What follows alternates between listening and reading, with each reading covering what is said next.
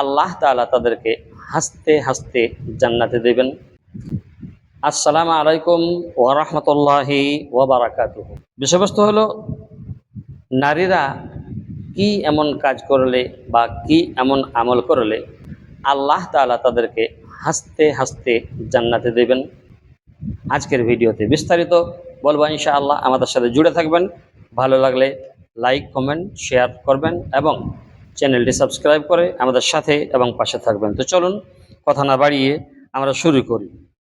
এখন কথা হচ্ছে, কোরআনে কারিমে আল্লাহ তাআলা বলছেন, বিসমিল্লাহির রহমানির রহিম, ফাসসালিহাতু কানিতাতুন হাফিজাতুন বিমা হাফিজাল্লাহ।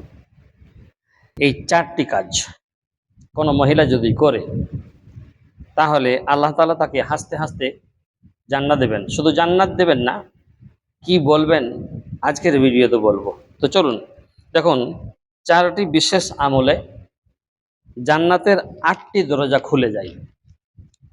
এখানে রাসূল সাল্লাল্লাহু আলাইহি সাল্লাম বলেছেন, আব্দুর রহমান বিন আউফ থেকে হাদিসটা বর্ণিত আছে, যেখানে বলা হয়েছে কোনো নারী যদি 4টি কাজ করে, জি 4টি, কটি?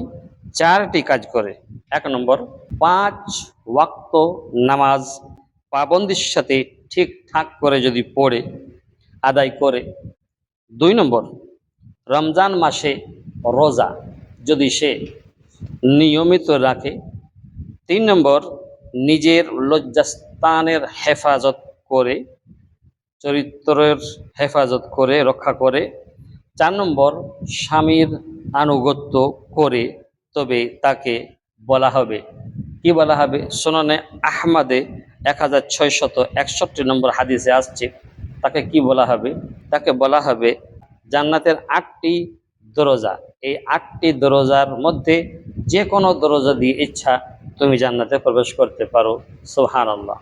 একজন নারী 4টি কাজ করাতে যদি জান্নাত পায়, তো আজকের নারীদের জন্য এত কাঠিন্য কেন? তারা বুঝতে চায় না কেন? আবার দেখুন, এখানে হাদিসে আসছে, যে নারী তার স্বামীকে খুশি রেখে, হ্যাঁ না, খুশি রেখে বিদায় নেই, তাহলে অর্থাৎ খুশি রেখে মারা যায়, তাহলে আল্লাহ তাআলা তার প্রতি অত্যন্ত খুশি এবং সেই নারীর জন্য জান্নাত ওয়াজিব হয়ে যায়। জি, জান্নাত ওয়াজিব হয়ে যায় কোনো নারী যদি তার স্বামীকে খুশি রেখে মারা যায়।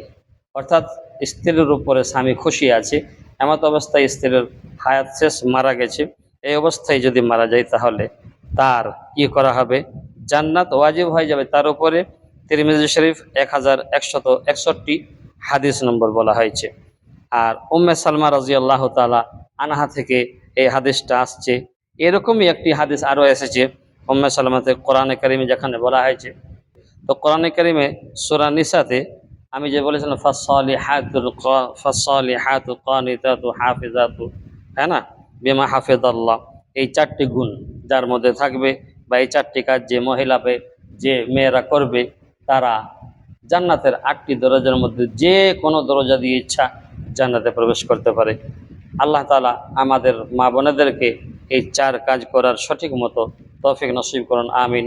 ভালো থাকবেন। আসসালামু আলাইকুম ওয়া রাহমাতুল্লাহি ওয়া বারাকাতুহু।